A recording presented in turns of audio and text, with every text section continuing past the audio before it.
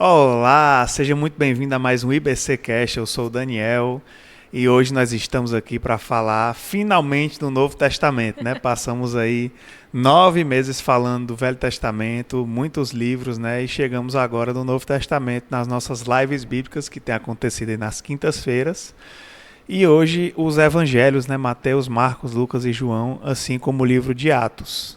E eu queria dar as boas-vindas à nossa convidada especialíssima, que é uma conselheira, arteterapeuta. Fale aí o seu currículo, que eu já não sei mais o que. Não sei quantas pós-graduações, ela é incrível e o maior currículo dela é que ela é a minha esposa, Gleiciane Nobre. Oi, meu amor, como você está? Eu tô bem. Oi, gente, tudo bem? Espero que vocês estejam bem, que esteja tudo em paz. É um privilégio estar aqui, né? Não pela companhia, claro, principalmente pela companhia.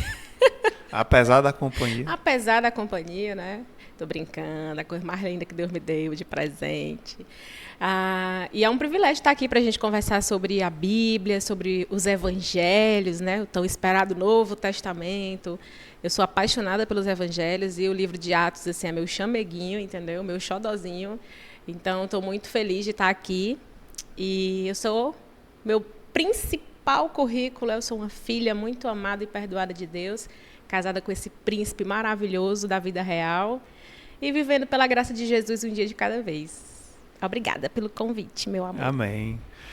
Bom, hoje, como eu falei, nós vamos falar sobre os evangelhos, né? E sobre Atos, né? Mas antes da gente entrar nisso, é importante a gente falar de algumas coisas gerais que estão envolvidas em todos os livros, né? Porque geralmente a gente tem trazido aí um contexto histórico, né? Tem trazido a época, o autor e tudo mais, sendo que os evangelhos são todos ali mais ou menos do mesmo período e retratam a mesma coisa que é a vida de Jesus, né? Então, eu queria começar entrando no contexto histórico e geográfico dos evangelhos para a gente entender em que momento a gente está, né? E é interessante porque a gente dá aqui um salto temporal em relação à última live e aos últimos livros do Velho Testamento, porque o último livro, que é Malaquias, o ministério dele acontece cerca de 400 anos, né, antes dos evangelhos. Mais ou menos entre 440 e 430 a.C. Se você não viu aí a última live, você pode assistir lá com a Aline e o Joels. E existe o período chamado de silêncio profético, né, o período em que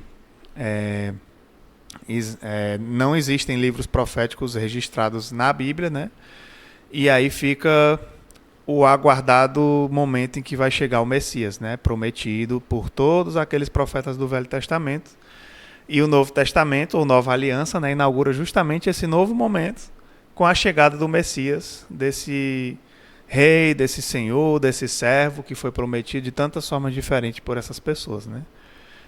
Então, o Velho Testamento acaba ali depois que os exilados retornam para Jerusalém, né? A gente viu aí com Zorobabel, depois com Esdras, depois com Neemias. É um trava-língua. E aí termina com o ministério profético de Malaquias lá em Judá, né? E aí o que acontece depois desses 400 anos, né? Você sabe que Judá já tinha sido atacado por diversos povos, né? Já havia tido a destruição de Israel pelos assírios, depois Judá foi atacado pelos babilônios, foi exilado, depois volta quando o Império Persa domina a Babilônia, só que o Império Persa também vai cair depois, né? E qual era a potência da vez aí na época de Jesus? Eram os romanos, né? Quem eram os romanos, meu amor? Conte aí pra nós. Bom, os romanos, eles eram um povo, né, que vivia na Roma, na região onde hoje é Roma. Na Itália, né? Na Itália. E eles eram um povo, né, que tinha uma cultura clássica ainda, né, a cultura ainda bebendo muito da cultura grega. Então, a gente tem aí uma mistura de culturas entre gregos e romanos, onde até os próprios deuses em que eles cultuavam, tinha, vamos dizer assim, uma tradução do grego para o romano. Então, a gente tinha deuses que tinham as mesmas funções, que tinham as mesmas atribuições, com um nome na Grécia e outros em Roma. E era um império, né? Ele ainda não era um império, mas se tornou um império de conquistas, de dominação. E por ser politeísta, né, a gente vai ver que muito do que a gente vivencia e é apresentado no Novo Testamento é a perseguição de Roma contra os cristãos. E, dentre esses cristãos, Jesus Cristo, né, entrou nesse contexto de ser procurado, caçado por ser um profeta. E, claro, tinha todo um teor também religioso, né, por conta da religião judaica, mas os romanos, eles são, pela sua essência, politeístas, né, promíscuos. Então, todos aqueles rituais que eles vivenciavam, né, o cristianismo vem para chocar essa realidade. Fora que tinha também um culto à personalidade dos líderes, né? Sim. Então, o imperador, na época, assim como antes os ditadores, enfim, o Júlio César, né, e na época de Jesus, que eu vou já entrar, o Otávio Augusto, né, tinha essa ideia do imperador como quase uma divindade. Sim, né? Então, também representante de Deus. Era um senhor, né? Estava até conversando com o pastor Daniel agora há pouco, né, e ele falando isso, né, que para um cristão naquela época reconhecer Jesus como Senhor era diferente de hoje. Hoje talvez eu olhe e digo, Jesus é Senhor sobre a minha tecnologia, o meu casamento, os meus desejos, né? Naquela época era você dizer, ele é Senhor sobre mim no lugar de César, né? No lugar dos grandes reis, dos poderosos. Do Deus alcançável, né? E palpável, humano, pois é, né? Que era um Senhor que ali não podia ser desrespeitado, né? E aí, bom, eu esqueci de falar que a Gleice é historiadora, né? Por isso também que eu pedi para ela falar quem eram os romanos. E ela explicou muito bem. E aí, onde é que a gente está, né, nesse momento? Existia um território chamado Judéia, que era uma parte do território que os romanos conquistaram, que era uma parte ali de Canaã, né? A parte onde Israel morava, né? Antes de ser exilado e que retornou depois, né, da Babilônia, que hoje em dia corresponde à parte sul da Cisjordânia, que é uma terra que nós estamos vendo aí nos noticiários as guerras, né? É uma parte da Palestina onde está justamente ocorrendo muitos conflitos e guerras atualmente no Oriente Médio. Da Gásia, da faixa de Gaza. Da Gaza, isso. E já na parte mais norte tinha outra província chamada Galileia, que também era parte do Israel original, que era onde vivia Jesus, né? Foi onde Jesus cresceu, que era um território já na parte mais norte do Israel atual, né? O norte de Canaã. E tudo isso era dominado pelos romanos. E aí algumas curiosidades históricas aí, né? Primeiro, já era Império Romano? Sim. Muita gente chama qualquer época de Roma de Império Romano, mas na verdade o Império Romano surgiu um pouquinho antes de Jesus, em 27 a.C., né? Então, poucas décadas antes do nascimento de Jesus, ascende o imperador Otávio Augusto, né? Então, aquela época de Júlio César e tudo mais que veio antes dele não era império. A gente chama de Império Romano, mas na verdade ainda era a época da República, né? Sim, e teve a monarquia também. Antes disso teve a monarquia. Roma viveu 3 regimes de governo, né? E aí é muito comum a gente atribuir Roma como só o império, porque foi o que passou mais tempo, o que dominou mais, mas ao mesmo tempo, quando ele se desfez, ele também ainda era império. Então é o que marcou mais, né? Exatamente. Então, Otávio Augusto era o grande imperador de Roma, né? Também chamado de César Augusto. E naquela época a Judéia era dominada pelos romanos, como eu falei, isso começou em 63 a.C., mais ou menos. E o Otávio Augusto ele lidera Roma até a sua morte em 14 depois de Cristo, quando Jesus era mais ou menos ali um adolescente, né? E ele é substituído pelo filho dele, Tibério, que foi imperador até 37, ou seja, ele era o imperador de Roma no momento em que Jesus foi assassinado, né? E uma outra coisa que a gente confunde muito é Herodes, né? Quantos Herodes, amor, você acha que existiam lá naquela época? Rapaz, eu sei que tem um bocado, acho que tem uns 3. Na verdade, eu tenho 5 Herodes aqui. Meu Deus. E ainda tinha mais que eu não anotei. Porque é o seguinte, isso confunde muito a gente quando a gente vai olhar para os evangelhos, né? Jesus nasceu, aí Herodes manda perseguir. Aí daqui a pouco Jesus ainda já é adulto e Herodes manda matar João Batista, né? Aí depois Jesus já morreu, tá os apóstolos já velho, e aí tem um Herodes. Rapaz, esse cara viveu 100 anos. Foi o Matusalém. 100 anos de reinado, mas na verdade o que acontece, né? Existia o imperador romano e tinha pessoas que governavam, até reinavam em algumas províncias, né? Era o caso de Herodes, que ele ganhou tanto poder que ele foi chamado um próprio rei da Judéia, né? Era basicamente um grande governador ali. Esse foi o primeiro Herodes, que era Herodes o Grande. É ele que encontra os chamados reis magos, né? Aqueles que vêm do Oriente, né? Que vêm conhecer Jesus quando ele é bebê, né? E tal. e conversa com eles, descobre que veio esse Messias, e ele diz, não, eu preciso matar ele porque ele vai usurpar o meu reinado, né, esse prometido aí.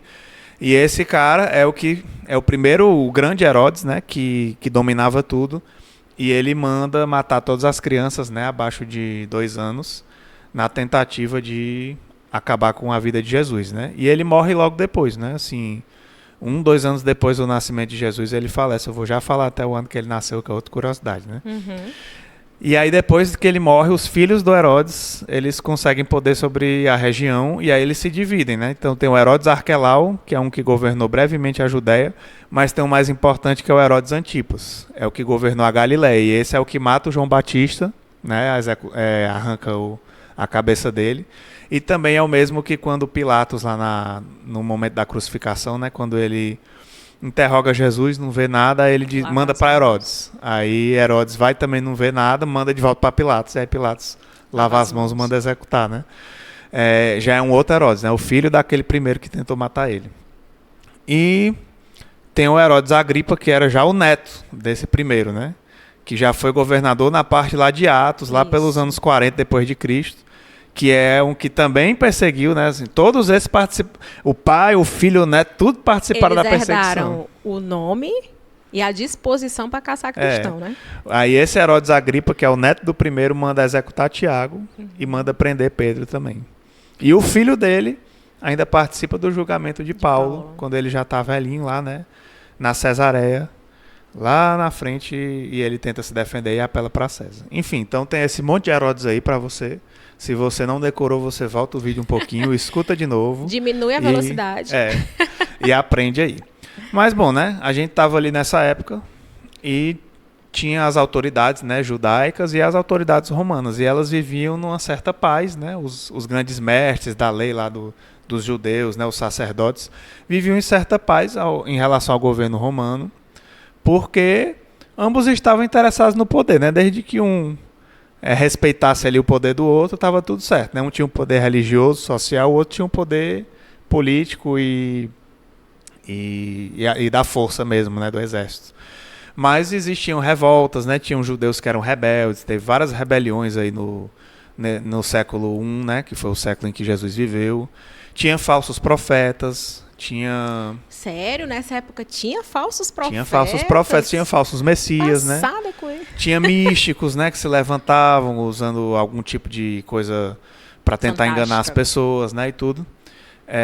Videntes, todo tipo de coisa tinha, né? E inclusive também homens de Deus, homens de fé verdadeira, né, que seguiam a lei judaica, que seguiam a fé daquele povo e que também muitas vezes se rebelavam contra os romanos, né? E era um momento de grande desigualdade social. E aí, como eu já falei demais, eu vou pedir para a Gleice falar um pouquinho da vida de Jesus. Quais foram os principais marcos da vida dele, que a gente pode dizer aí que estão nos evangelhos? Certo. Só antes de entrar nisso, estou falando da desigualdade social, né? E uma das coisas que eu sempre gostei muito na história de Roma, né? Do Império Romano, da República, enfim, e que é uma coisa que perpassa em todas as monarquias, em todos os regimes de governo que eles tiveram, é a segregação social, né? E a maioria das pessoas era escravo, e era escravo porque devia, né? Então a pessoa não precisava nascer escravo, ter uma raça. Era um regime de servitude, né? Que era muito comum, né? Não e tenho dinheiro, vou lá e fico na casa da pessoa trabalhando para pagar o que eu devo, né? Então, e isso a gente percebe ao longo do Novo Testamento inteiro, testemunhos de pessoas que passaram por isso, né? A gente vai ver em Filemon um caso em que o escravo, né, foge do Senhor, que foge de Filemon. E a gente vai ver várias outras, e as referências que Paulo usa quando ele vai falar, né, eu sou escravo de Cristo, ele usava uma linguagem que ele pudesse alcançar essas pessoas, né? Então, uma das coisas que eu acho fantásticas na Bíblia é que as pessoas tendem a dizer que a Bíblia se contradiz ou não faz sentido e tal. E assim, eu entendo como seja por conhecimento, ao mesmo tempo uma pitada de ignorância, no sentido de ignorar, né, o conhecimento. Mas quando a gente fala dos principais marcos da vida de Jesus, você tem aí o nascimento dele em Belém, que cumpre profecia, certo? O fato dele nascer em Belém era uma das profecias que tinha sobre o Filho de Deus. A fuga para o Egito, que também diz né, eu não lembro agora qual é o evangelho, que eu tive um déjà vu aqui de todos eles, agora está embaralhado o negócio, mas tem um deles que fala sobre o cumprimento dessa profecia que Provavelmente veio do é Mateus. Oriente. Provavelmente é Mateus, que é quem trata mais da genealogia de Jesus, né, da sua descendência, e que ele quer, de certa forma, provar, estou dando um spoiler, provar para os judeus que Jesus é o Filho de Deus, né? E aí a gente tem essas duas profecias. Aí ele volta para Nazaré quando Herodes morre, né? E pouco tempo depois ele volta e Jesus, aliás, ele morre, Jesus retorna para Nazaré, para essa região da Galileia. E quando você olha para os passos de Jesus, é possível ver ele se empenhando em cumprir todas as profecias. Ele não só vivia segundo a vontade do Pai, como ele fazia questão de provar aquilo que ele sabia, né? O momento em que a mãe chama ele para fazer o milagre lá no casamento, ele fala, não é chegada a minha hora, né? Então Jesus ele tinha muita noção da sua linha do tempo. Isso me faz admirá-lo como Deus, mas me faz admirá-lo ainda mais como homem, porque eu luto com ansiedade. Eu quero viver o amanhã antes de ontem. Isso se for bom, porque se for ruim eu não quero ver ele nunca. Então Jesus ele nasceu sabendo o fim dele, quando seria e tudo que ele passaria, e em nenhum momento ele desviou daquela caminhada, né? Muito pelo contrário, ele cumpriu passo a passo dessas etapas para honrar o nome do Senhor, né? Então ele vai e se batiza. João Batista fica lá, não, quem sou eu, né, na fila do pão para batizar você, né? Mas Jesus diz, é preciso que se cumpra as profecias. Então eu digo assim, Jesus não dava um ponto sem nó. A gente usa isso de forma negativa. Mas se eu não der um ponto com um nó, ele se solta e se desfaz. Então Jesus, como Deus, ele não fazia nada que não tivesse o seu propósito e não tivesse um motivo por trás daquilo. Só pedir para apontar o microfone mais para a tua boca. Tá, isso. Melhorou? Sim.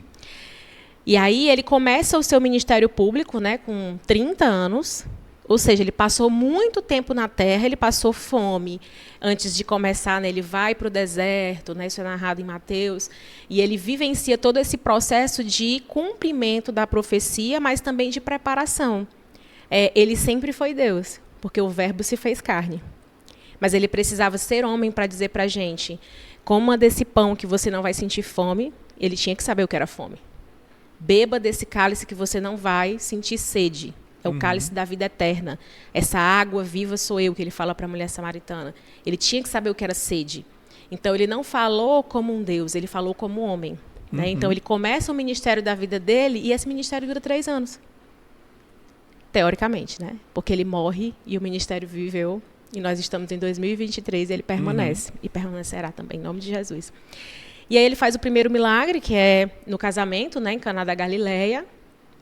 E aí vem realmente o trabalho pesado, né? Chamar os discípulos, ensiná-los, ministrar, fazer os milagres. E é um ponto interessante que eu acho, é que Jesus ele tinha muito certo o seu papel. O meu papel é falar do meu Pai, preparar os discípulos e seguir. E Jesus ele tinha a preocupação de fazer isso, mas ele não conseguia conter a compaixão. Ele se importava com as pessoas. Tem versículos que falam exatamente isso. Não pode reter sua compaixão. Né? Exatamente. Ele vai ficar emocionado e vai... E ele cura, né? Então, Jesus ele faz milagres, não porque ele queria provar que era Deus, mas porque ele era Deus e ele se compadecia. E fez várias viagens missionárias, né? E aí tem também uma outra cumprimento de profecia nessa linha do tempo de Jesus, que é a entrada dele, né, em Jerusalém. E aí tem que ele vai entrar no jumentinho e tal, e aí vão lá e buscam também o jumentinho. Ele faz questão de cumprir. Um outro ponto importante de Marco, a última ceia, né, que é ali onde ele explica sobre a traição, ele fala sobre a comunhão, né? E aí depois vem a prisão, a crucificação, a ressurreição e a ascensão de Jesus. Acho que esse é um resumo que eu não resumi, porque eu falo demais. Mas é isso aí. É a vida todinha dele, né? Que a gente resumiu aqui. Mas é isso, do nascimento até a ascensão de Jesus, né? Essa é a vida dele, é nesse contexto, né? Por que eu falei aí do contexto histórico? Para a gente entender o contexto em que ele surgiu, né? E tu até falou, amor, sobre a questão da desigualdade social, né? E eu até nem comentei, mas é interessante me lembrando aqui, porque Existia também uma terceira região muito importante, além da Judéia e da Galileia, Samaria. dessa parte de Canaã, né, que é a Samaria, né? E se você olha para a cultura dos judeus naquela época, é assim, eles diante dos romanos, eles eram um cidadão de segunda categoria, né? Eles eram os inferiores, os não civilizados, que não tem a... Estrangeiro em Roma não era cidadão. Pois é.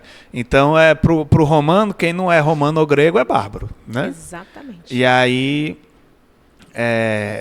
vocês fiquem com seus costumes de vocês aí. E aí, pro judeu, ele olhava, não, mas o que falhou em cumprir a lei já é subcidadão.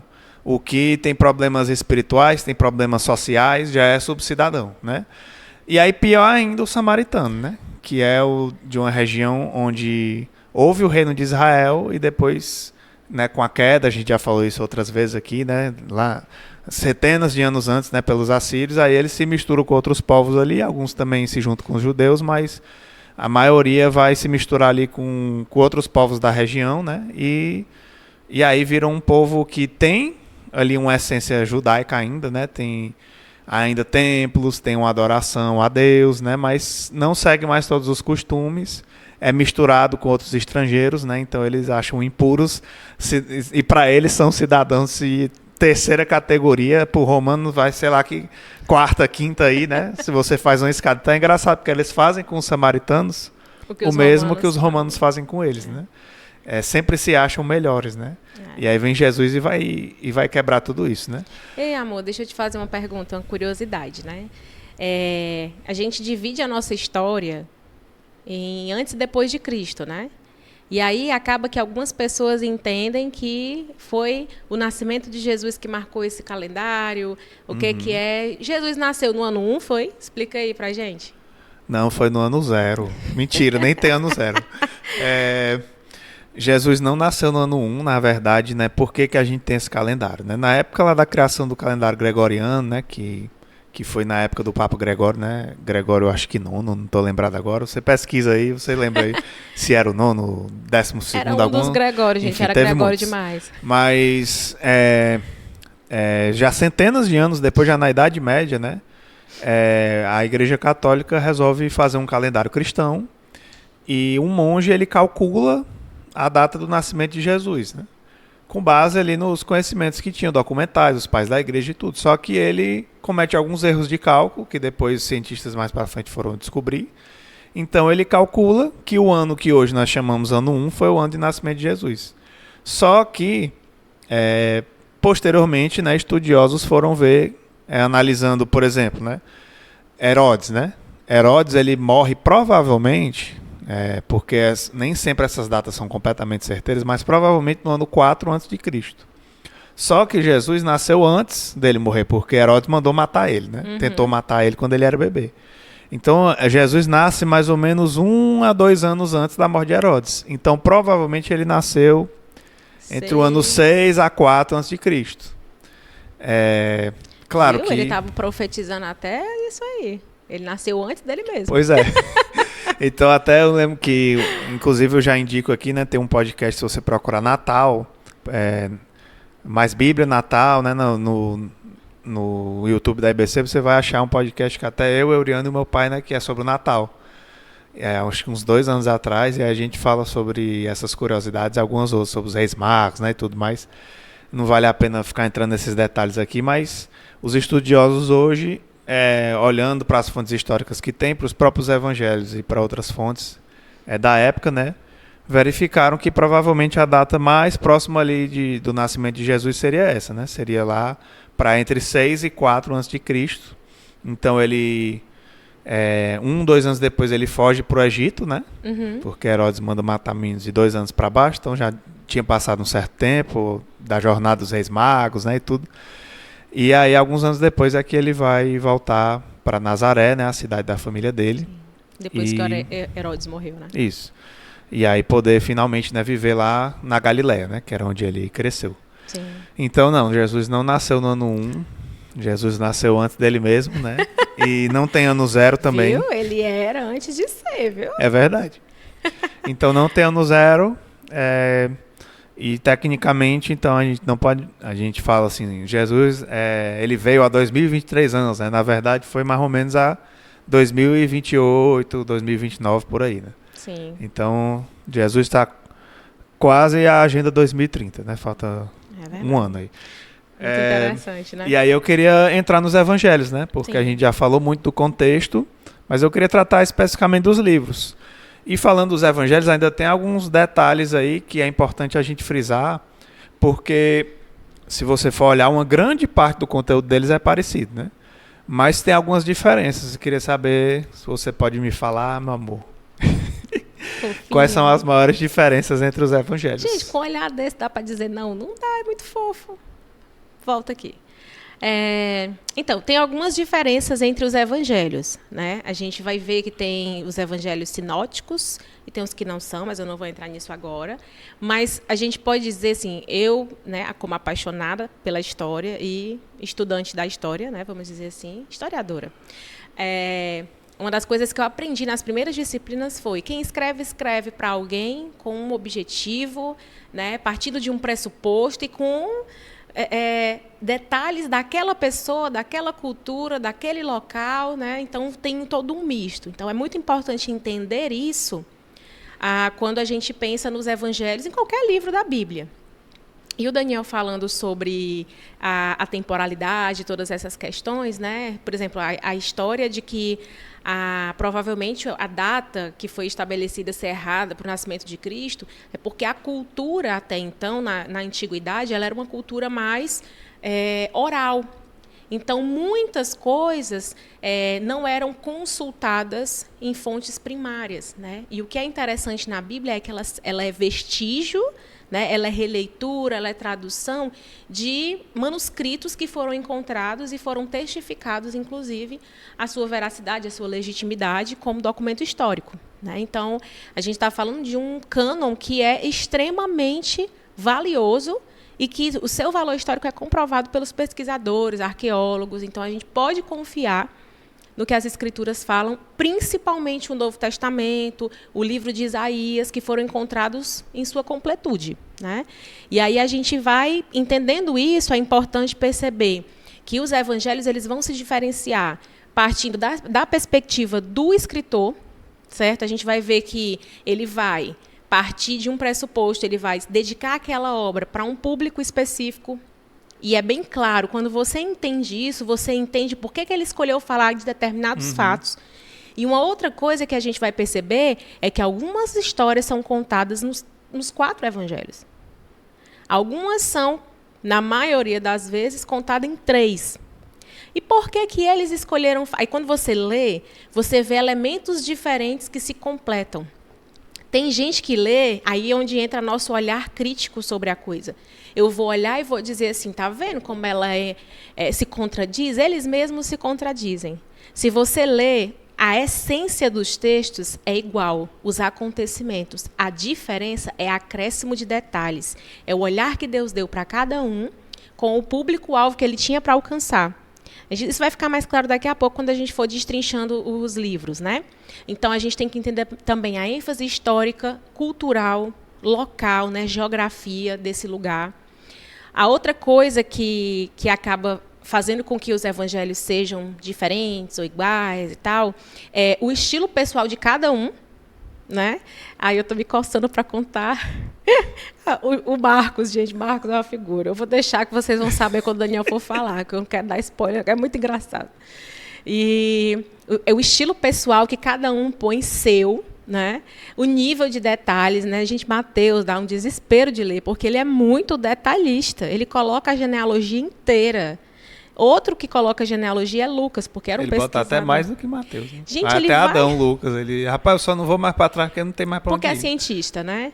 E Mateus era... E os dois muito... Né? Mateus, coletor de impostos. Né? Então, o homem das exatas. Imagina fazer uma narrativa. O homem vai calcular o que der para calcular. Então, essas coisas a gente precisa entender. Os temas que estão sendo tratados em cada evangelho vai partir do pressuposto e do público-alvo. Né? E tem uma outra coisa, que cada evangelho eles têm um pouco dos outros, mas também tem histórias e passagens que são exclusivas deles. E a gente vai ver isso também. Então, para destrinchar aqui um pouquinho esse Legal. entrar no Evangelho. E aí, só para diferenciar, para a gente fechar esse assunto, a diferença entre os sinóticos e o não sinótico, né?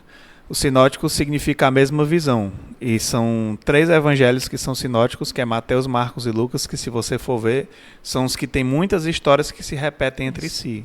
Cerca de, pelo menos, metade deles se repete. A maioria das histórias, assim, quase 70% se repete pelo menos entre 2 deles, né? Sim. E Marcos, ele está praticamente todo contido em Mateus e Lucas, né? Então, existem algumas explicações para isso. Explicações de estudiosos, explicações de teólogos, né, e tudo mais. Alguns falam que Marcos foi o primeiro, porque ele é o menor, né, o mais sintético, e possivelmente foi usado como fonte para os demais, então os outros olharam, tem essa história que é importante, vou registrar também, né, e tal, e aí colocaram algum detalhe que eles lembravam e tudo. Que eles vivenciaram. Outros já hipotetizam Mateus como mais antigo. Mateus também era muito detalhado, né, então pode ter sido usado, e aí Marcos escolheu o que era mais conveniente, né, que ele queria retratar, Lucas também, tudo mais, e aí também foram pesquisando, colocando suas próprias coisas. Tem outra hipótese moderna, que é a da fonte Q, né, que é uma que afirma que teria essa fonte, que é um escrito anterior aos 3 evangelhos, que inspirou todos eles, né? Então, por exemplo, relatos de algum dos outros apóstolos, né, ou relatos de testemunhos oculares que um deles ou mais, né, juntaram, e que a partir dessas fontes, dessas histórias, cada um escreveu o seu, né? Mas também existe a hipótese que simplesmente foram escritos em tempos semelhantes e por testemunhas, né, ou pessoas que pesquisaram bastante, e que por isso tem pontos em comum. A gente vê que provavelmente existe algum tipo de conexão, de que um teve acesso ao outro, porque tem passagens que são praticamente idênticas, né? Mas ao mesmo tempo a gente vê que todos eles têm detalhes que são próprios. Sim. Então, que denotam também o estilo e a percepção de cada autor. E João é não sinótico, né? Ou seja, não tem a mesma visão, entre aspas, porque ele traz fatos bem diferentes, né? Ele traz várias histórias que não estão nos outros, né? E omite várias outras coisas que os outros abordam em comum. Então tem essa diferença. E aí, já para a gente entrar em Mateus, eu queria te perguntar, como você define o Evangelho de Mateus? E quem é que foi esse autor, né, de Mateus? Não, já está óbvio, né, pelo nome. Mas antes de... vai eu e os meus adendos, né? Mas antes de entrar nisso aqui, o Daniel falando sobre hipótese, né? E é uma coisa muito comum da nossa era moderna e rápida do clique, de querer certezas absolutas sobre as coisas, né? E a necessidade humana também de dizer é isso, pronto e acabou, faz com que muitas vezes o fato de a gente retratar a Bíblia com hipóteses nos faz sentir inseguros sobre a veracidade desse documento. Mas eu posso dizer para você que o que um historiador faz quando escreve o livrinho do seu filho, ou o seu livro, ou um artigo que você lê na faculdade... Quando fala, Júlio César fez tal coisa, né? Tudo Pedro isso... Álvares Cabral, não sei o que, tudo é baseado nos documentos que encontraram, que são menos do que a Bíblia. Eles estão cometendo erros historiográficos, porque ninguém pode dizer o que de fato aconteceu. O que nós fazemos como historiadores é tecer hipóteses sobre os vestígios, o contexto e todas essas coisas. Então, quando nós falamos aqui sobre hipótese, nós estamos fazendo, na verdade, uma análise, certo?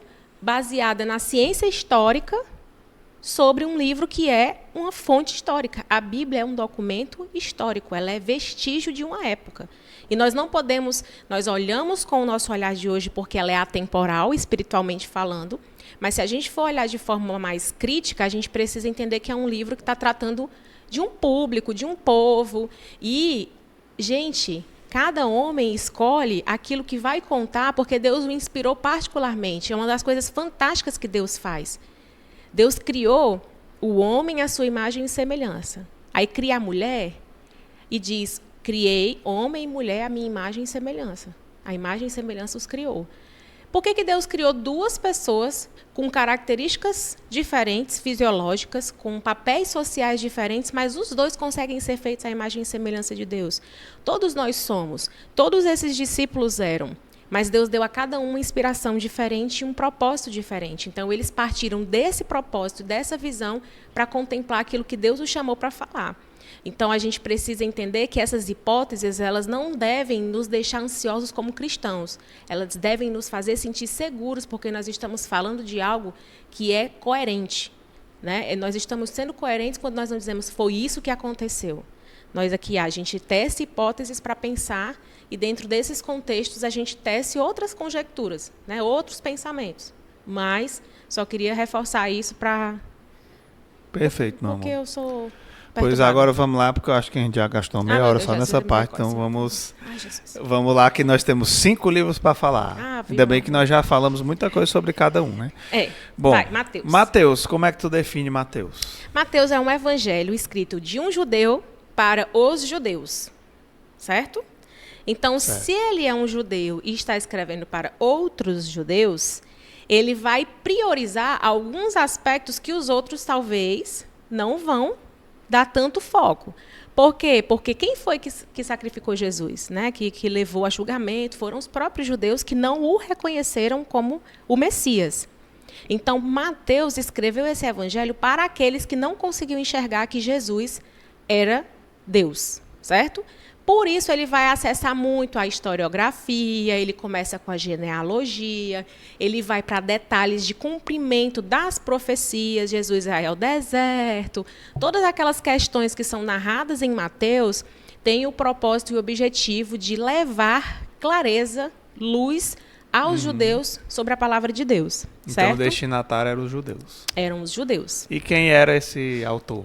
Mateus era um apóstolo e era um ex-coletor de impostos. Então, isso fazia com que ele não fosse bem quisto pelo próprio povo judeu. Por quê? Porque ele, de certa forma... Quem era um coletor de impostos? Era um romano. Mas ele também tinha uma posição privilegiada por estar dentro de Roma, né? Digamos assim, ele não era um bárbaro. Ele era metade-metade, né? Uhum. Era um híbrido. Tinha os privilégios de Roma, mas o sangue judeu... Então, nenhum dos dois gostava muito dele. Ninguém gostava, ele não era bem quisto em nenhum deles, porque era o famoso vira-casaca. Vai para um lado, vira-casaca, vai para o outro, vira do outro lado. Né?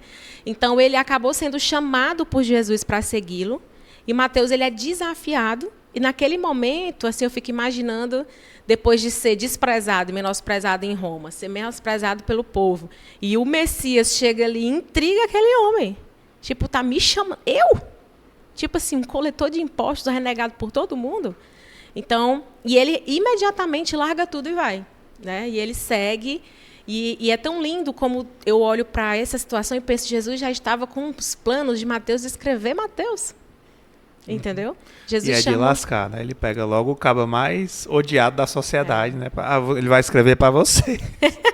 Exatamente. Mas quem melhor para confrontar e exortar e comprovar, testificando a transformação que esse Messias faria, do que um ex-coletor de impostos que abriu mão disso para viver como missionário. Pois é, porque ele já tinha aberto mão, digamos assim, do judaísmo dele, né, do povo, para viver talvez as regalias, né, que aquele trabalho dava, né? Sim. O dinheiro, as posses, né, o status. E aí ele abandona tudo isso para dizer, não, agora eu vou perder todo esse meu status. O povo que já me odeia agora pode fazer o que quiser comigo, porque Roma não me protege mais. Eu vou seguir esse pregador itinerante aqui, do jeito que eu andar aqui com ele sem saber qual é o meu destino. Né? E ele começa, inclusive, a evangelizar, né? Ele logo leva as pessoas na casa dele, né? Faz um encontro facilitador, né? E tudo mais.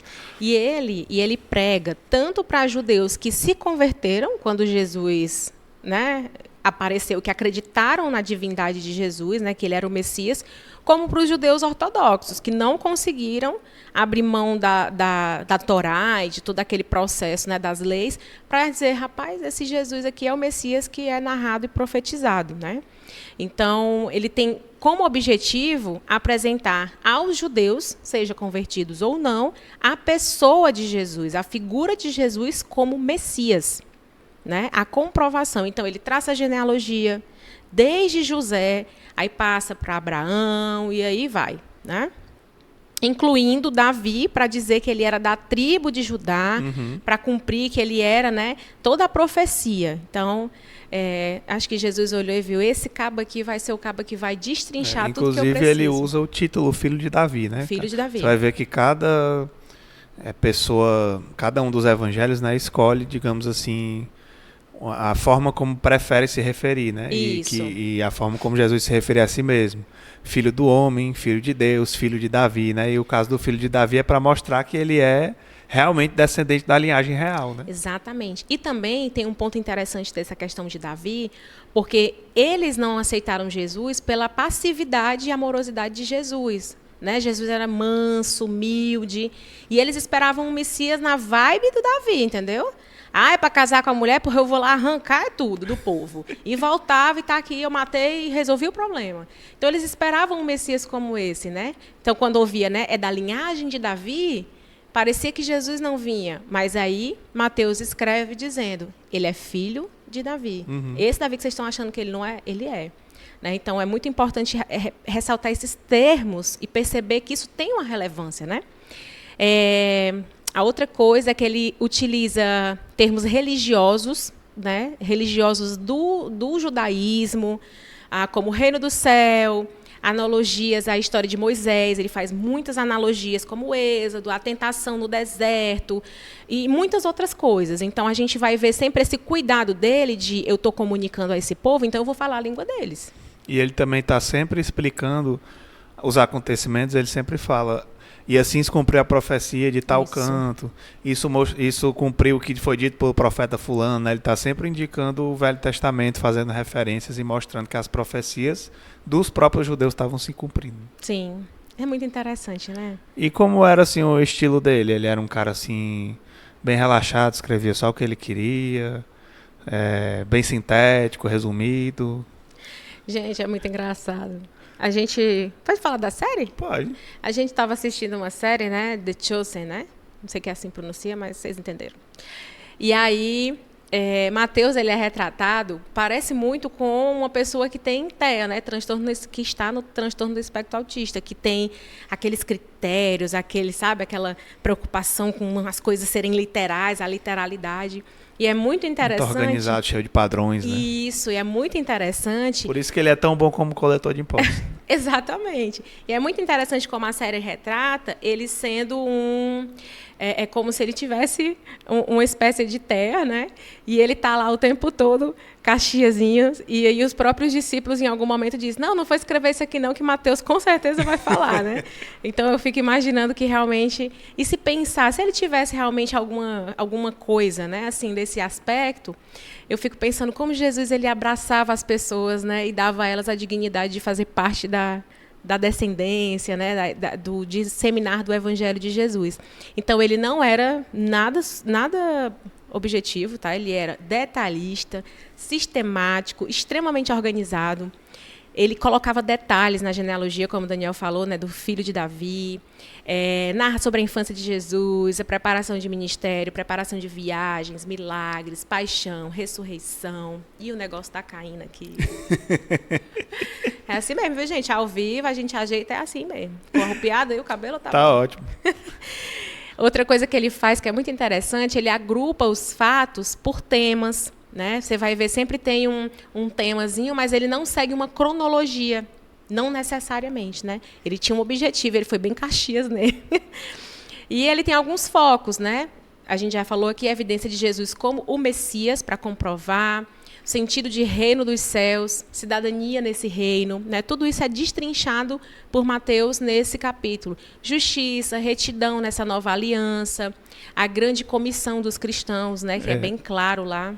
Sobre essa questão da justiça, eu acho interessante porque justamente como ele está falando para o judeu, então ele traz muitos versos que abordam essa questão bem direta da lei, né? Sim. Porque Jesus ele falou de lei, do fazer o certo, né? Você fazer o que é justo para ser aprovado por Deus, mas ele também falou da graça, né? E aí Mateus ele vai focar nisso. Como ele quer que eles vejam que ele é o Messias e como ele quer que os judeus se identifiquem, então ele vai focar nas passagens que falam sobre a justiça, né? As parábolas que falam sobre como Deus considerou aquele que fez o certo, né? E o que fez o errado ele lançou, né? no Lago de Fogo e tudo mais, né? Então ele tem essa perspectiva bem judaica, né? E isso é muito legal, porque aí você olha como os outros evangelhos se complementam, né? Sim. E as passagens únicas, pode citar algumas aí de coisas que só tem em Mateus? Posso sim. Tem algumas passagens algumas histórias que são narradas que só tem no livro de Mateus, né? Alguns, vou citar aqui. Boa parte do Sermão do Monte, né? Do capítulo 5 ao capítulo 7, se repete. Aliás, não tem em outros livros, só nele. Pedro anda sobre as águas, é uma outra coisa que não é narrado todo o acontecimento, né, como é que se dá esse processo em outros livros. A parábola do joio e do trigo só aparece em Mateus. A parábola do servo impiedoso e a parábola dos 2 filhos, né, aquela que diz assim... Tu vai falar dessa, amor? Vou falar dela depois. Então eu vou deixar ele falar, né? Porque eu ia entrar... Pronto, essas são algumas, tem outras, né? Mateus tem, acho que mais ou menos 20% dele é exclusivo. Isso. Uma boa parte também está junto com Lucas e uma grande parte também, tanto em Marcos como em Lucas tem, né? Mas eu acho muito interessante... Aliás, eu ia perguntar o seguinte, né? Eu desafiei, né, a Gleice, a gente pegar sempre em cada livro qual foi a passagem mais marcante para nós, que a gente está falando muito do contexto, né, por que foi feito, mas sempre trazer um mapa, né, aquilo que nos marca, aquilo que fala para a nossa vida, né. Então, eu sei que a tua é quando Pedro anda sobre as águas, né, e eu achei interessante porque, se eu não me engano, tem 3 evangelhos, acho que só Marcos que não fala sobre o episódio de Jesus andando nas águas. Só que Mateus é o único que registra que Pedro entrou na água para andar com Jesus e depois caiu, né? Então eu fico imaginando, tipo assim, João lá escrevendo, aí Pedro, não bota isso aí não, cara, deixa isso para lá e tudo. E aí, quando vai Mateus, Mateus, não coloca não, aquele dia que eu caí na água. Ele, não, eu tenho que botar todos os detalhes, não tem isso não. Vou botar tudo. Imagina, e aí eu imagino ele, não, Pedro, problema seu, viu? Eu vi, vou botar. Então eu fico imaginando e rindo assim, deles discutindo o que é que eles iam botar ou não para ferrar com o outro, sabe? Meu Deus do céu. Mas me conte aí a sua passagem mais marcante de Mateus. Então, a minha passagem mais marcante realmente é essa, né, de Jesus anda sobre as águas, mas não é a de Jesus, é a de Pedro. Eu me identifico muito com Pedro, eu luto com a insegurança, eu luto com o medo, com a covardia, em muitas vezes, né? E é muito interessante, e a ousadia no sentido de ser impulsiva. Então, Pedro, quando ele vê Jesus andando pelas águas, todos eles se apavoram. Mas depois que eles se apavoram, que eles percebem que é Jesus, nenhum faz o que Pedro faz. Diz assim, Senhor, eu quero ir até o Senhor. Me permite? Aí Jesus vem. E aí ele vai todo bichão, sai do barco, pisa e vê que a água está embaixo do pé dele. Ele, opa, está dando certo, eu vou seguir. Só que no meio do caminho... veio o vento, né? Vieram circunstâncias que fizeram com que ele titubeasse, que ele se sentisse inseguro. E não foi mais suficiente olhar para Jesus. Olhar para Jesus não fazia com que o medo fosse embora. E aí, muitas pessoas julgam Pedro porque ele faltou fé. E Jesus diz, né? Homem de pouca fé e tal, de pequena fé. Mas uma coisa que eu aprendi com Pedro nesse processo é, rapaz, eu vou botar o pé para fora do barco, vou confiar que Jesus está dizendo, vem, eu vou. Eu sei que as circunstâncias vão fazer com que eu tenha medo, eu vou começar a afundar, mas eu vou fazer exatamente a mesma coisa que Pedro fez. Senhor, ajuda-me, salva-me. Porque no momento em que a fé dele foi pequena, ele pediu ajuda para a pessoa certa. Uhum. Então, essa passagem, ela fala muito comigo nesse aspecto, né? De ir confiar, e sim, no momento, que é provável que vai acontecer, o vento soprar mais forte, eu sentir medo, eu vou clamar por aquele que é capaz de me ajudar e que vai, logo em seguida, me ensinar, me exortar, mas vai me acolher e me amar. Né? Então, essa passagem, para mim, é bem, bem forte dessas outras que a gente falou aqui. Massa. E a tua? A que eu escolhi foi a parábola dos 2 filhos, que eu acho muito legal. Que basicamente ela fala assim, que um homem manda 2 filhos ir trabalhar no vinhedo, e aí um fala assim, que não vai, mas muda de ideia e vai. E o outro diz, eu vou, mas ele não vai. E aí Jesus explica que os cobradores de impostos, as prostitutas, né, os mais pecadores lá da sociedade, na visão deles, entrariam no reino de Deus antes dos grandes mestres, né? E é como se os grandes mestres fossem esse filho que diz, eu vou, Senhor, pode deixar, eu te obedeço, eu sou de Deus. Mas no fim, o outro que disse, não quero, não vou, não faço, se comoveu e aceitou a graça, né? Então, para mim, sem me delongar, eu acho que esse verso é muito lindo, porque fala sobre essa misericórdia de Deus e fala também sobre a nossa atitude diante dele, né? Cara, é melhor eu ter sido um fuleiragem, mas eu admiti o meu erro e fazer o que o meu pai me mandou antes que seja tarde, do que eu me achar o máximo, dizer que eu faço, que eu sou bom, que eu obedeço, mas é tudo da boca para fora, porque eu não vivo. Muito bom. E aí a gente vê claramente esse negócio da justiça que o próprio Mateus coloca, né, como um elemento que a gente falou aqui que destaca o evangelho dele, né, que é esse cuidado do cumprimento da lei, do que é certo, porque isso comunica para os judeus quem Jesus era. Mas ao mesmo tempo também tem graça nessa passagem. Exatamente. Ele olhando para o pior pecador e dizendo, tem lugar para você. Exatamente. É a coisa mais linda, né, gente? E amor, a gente, se tu tiver mais alguma coisa para falar do evangelho de Mateus... Não, vamos logo. Que tá com quanto tempo aí, meu Deus, que eu... Meu Deus, é a produção, viu? 50 minutos. Valeu-me, Cristo. Pois vai dar certo. A gente já entrou nos evangelhos. Vamos lá.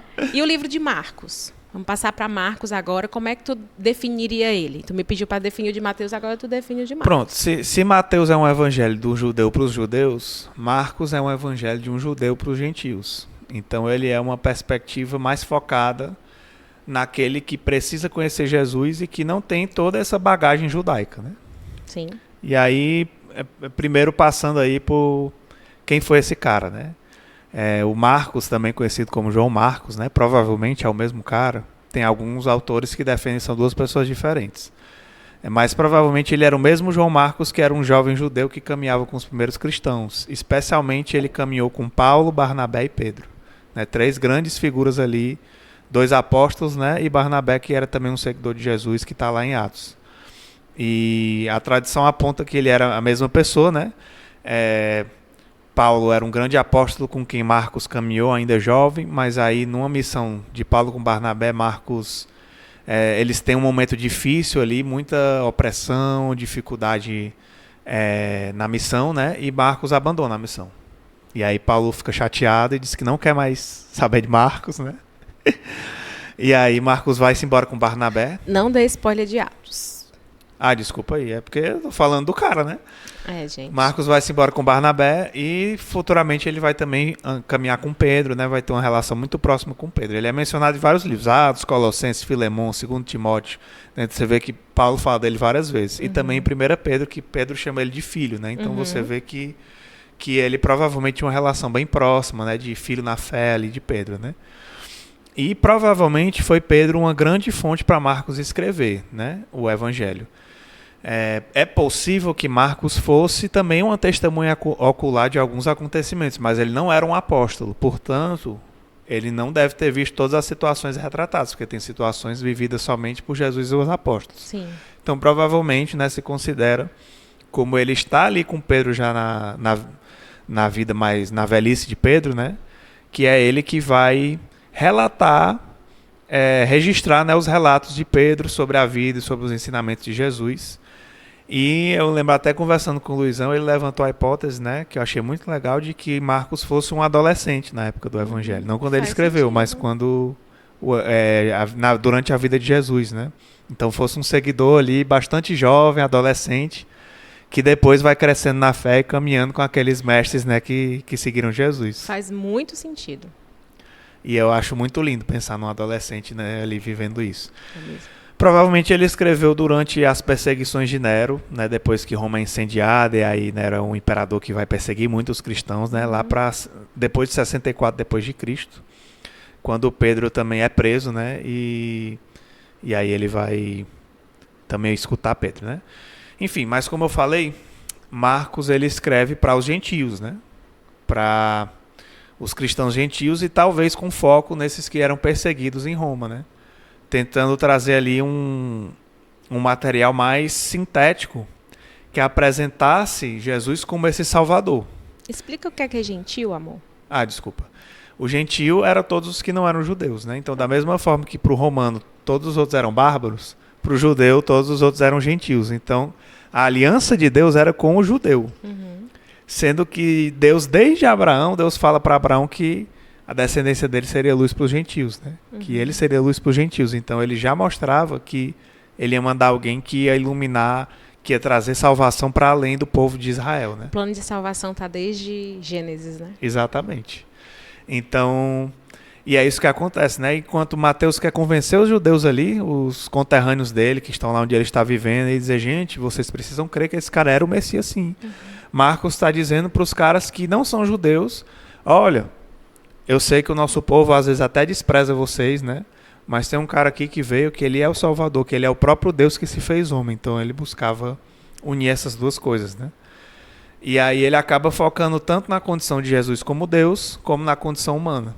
Mas ele é bem mais sintético, né? Ele é o menor dos evangelhos.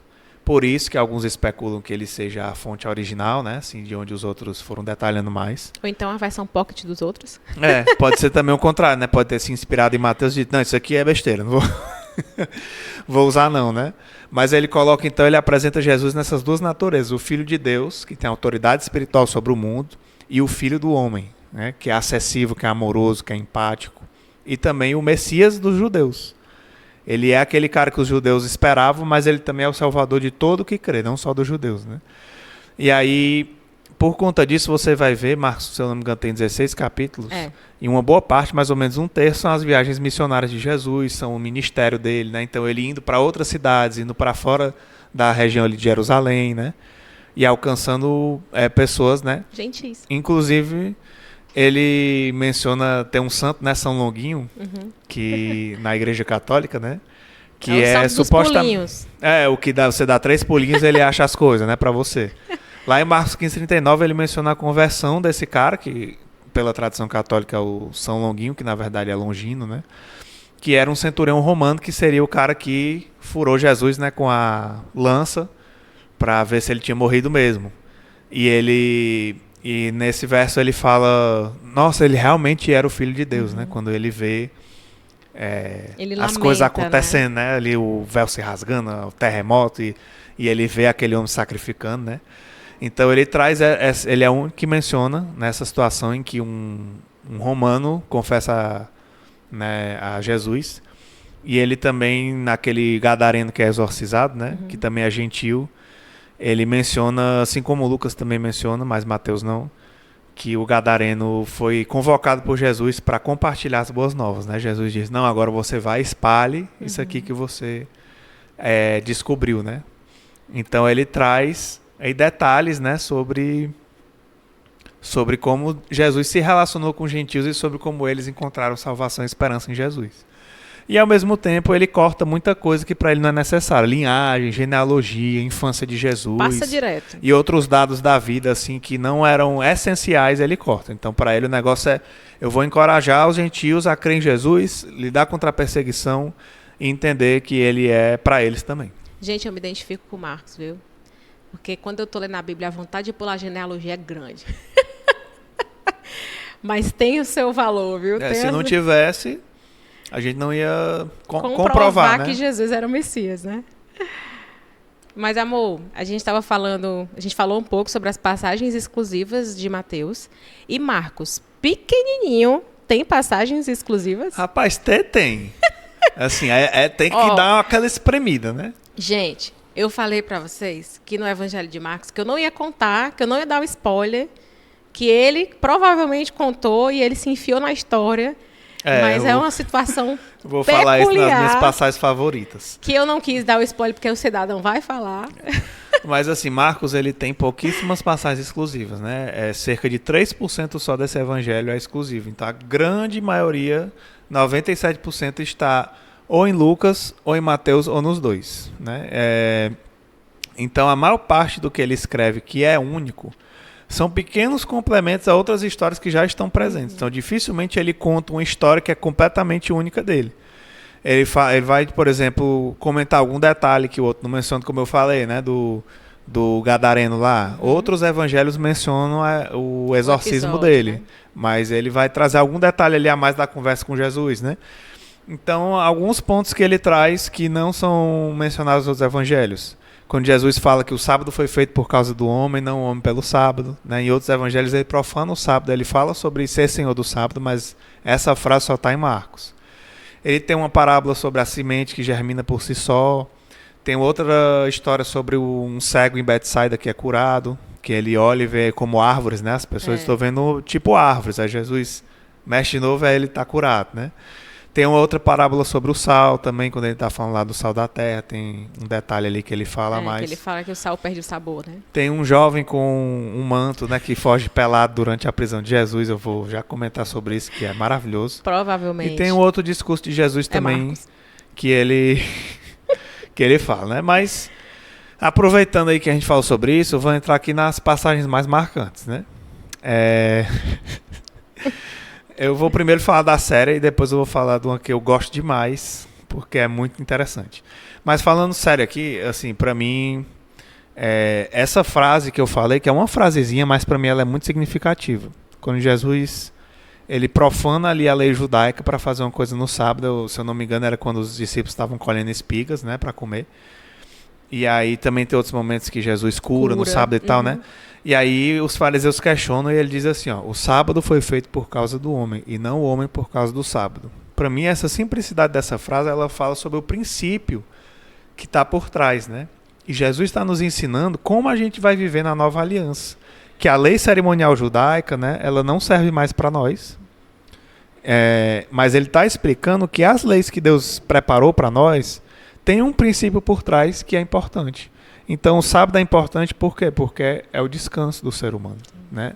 Mas ele diz, Deus criou o sábado para que você possa descansar. Ele não criou você para você obedecer essa regra. Então não é para ser eu não posso colher a comida para comer porque é trabalho, então eu estou pecando, mas eu vou ficar com fome. Eu não posso curar alguém porque é pecado, eu vou deixar de fazer o bem. Então ele disse, não é sobre a regra, é sobre o princípio que está por trás. Se você está descansando, se você está apreciando aquele momento, louvando a Deus, não importa se você pegou uma comida, não importa se você ajudou alguém, porque o princípio está sendo mantido. Mas existem outros princípios que são tão importantes quanto, como por exemplo, curar uma pessoa, ajudar uma pessoa, impedir a morte de uma pessoa, né? Ele até fala em outro momento das ovelhas, né? Quem é que não vai resgatar a ovelha que está caída porque é um sábado, né? Vai deixar ela morrer lá, a sua propriedade, né? Então, eu acho muito lindo esse princípio. Eu tô falando aí, olha como é rico a gente praticar o mapa. Ele estava falando de uma coisa dessa passagem e eu pensei em uma outra coisa. Que Deus fala comigo sobre idolatria do sábado, a idolatria da lei, a lei, né? Então, quando você olha, por exemplo, o que era muito comum dos judeus viverem era essa idolatria à lei. Não era uma obediência, era uma idolatria. Isso. Ela se tornou o meio, o fim e o começo. E aí Jesus vai lá e diz, não é sobre o que você adora, é sobre como Deus te ama. Né? E aí isso quebra uma estrutura que estava engessada há muito tempo, né? Somado a tudo isso que o Daniel falou. Perfeito. Achei muito legal. Me conta aí a tua passagem antes de eu falar da outra. Ele tá doido para falar, gente, do homem correndo pelado. Tá, eu vou falar logo. Pra não... É o seguinte, em Marcos 14, Jesus é preso, certo? E aí tem um detalhe que só Marcos conta. Tem toda aquela história, né? Jesus é preso, Judas dá o beijo, né? Pedro corta a orelha do soldado. Cada evangelho traz um detalhe, né? Só que o detalhe que Marcos traz é o quê? Que tinha um jovem usando somente um lençol de linho e quando a multidão tentou pegar ele sai correndo e escapa pelado. E aí a gente fica pensando assim, por que ele retratou isso? Uma coisa totalmente aleatória, né? E eu já vi algumas fontes dizendo que talvez esse cara fosse Marcos, esse jovem, né? Inclusive é um jovem, né? Então até combina com o fato de ele ser um jovem, um adolescente, né? Por que ele tava só de lençol, eu não sei. Eu não cheguei a pesquisar se tinha algum costume, né, de usar, se ele estava num canto mais íntimo, né? Ele podia ter lavado todas as roupas e colocado para secar. Ele era adolescente, então pode ser que ele usou todas as cuecas, né? Até não ter mais, né? Deixou tudo fedendo, a mãe dele brigou e disse, agora você vai usar esse lençol velho aqui que eu vou lavar suas roupas, sem vergonha. Aí, bem na hora que pegaram Jesus, aí ele saiu peladíssimo, né, correndo pelas ruas. Põe maus lençóis.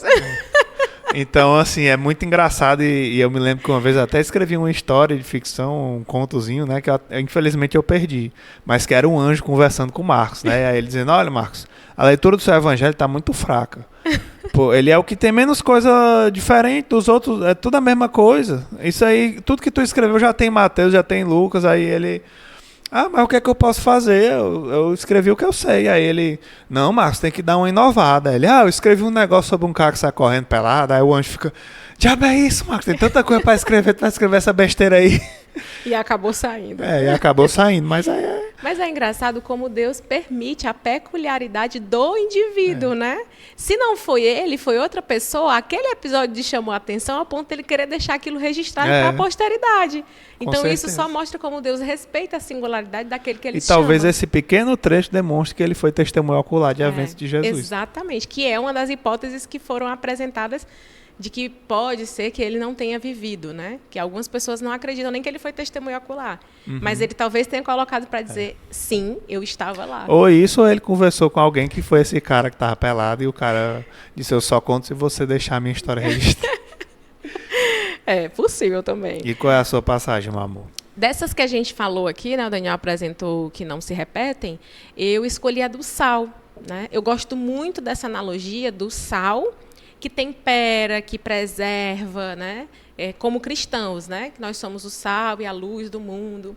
E eu gosto muito de fazer uma comparação também com o conceito da sociedade líquida, né? Que é uma sociedade que se adequa a qualquer recipiente. Como vocês podem perceber, meu marido me deu uma caneca, mas eu trouxe outra, né? 2, porque a pessoa é viciada em café. Caída só por agora. Coisa feia. Mas, não sei nem porque eu estou falando assim, se eu boto o líquido numa caneca, ele vai tomar a forma de uma caneca. Se eu botar numa garrafa, vai tomar a forma de uma garrafa. Se eu tenho que ser sal nesse mundo líquido, eu preciso ser muito sal. Então, eu preciso viver comunidade para a gente ir lá e desidratar essa liquidez do mundo. Só que uma das coisas que essa passagem de Marcos traz, como o Daniel falou, que é diferente das outras, é que diz assim, Marcos 9,50. O sal é bom para temperar, mas se perder o sabor, como torná-lo salgado outra vez? Tenham entre vocês as qualidades do bom sal e vivam em paz uns com os outros. Isso, para mim, me faz ficar ainda mais inspirada com relação a esse termo da fluidez, né? Cara, eu vou temperar, mas uma vez que eu diluir aqui, como que eu vou voltar a ser sal? Como que eu vou voltar para o saleiro? Eu tenho que ser sal fora do saleiro, mas eu preciso ir com uma grande quantidade, com segurança, para que o mundo não me drague. E a Bíblia fala sobre várias dessas coisas. Então, quando eu leio essa passagem, Deus fala comigo dessa forma. Vá, seja sal, tempere, mas cuidado, senão você pode perder o seu sabor. Então, fica Perfeito, aí a... Bom, vamos seguindo em frente, porque eu acho que esse podcast vai dar umas 2 horas. Mas é o seguinte, vamos para Lucas, né? Então, Mateus é o judeu para os judeus, Marcos é o judeu para os gentios e Lucas é o quê para quem? Ele é tudo para com todos.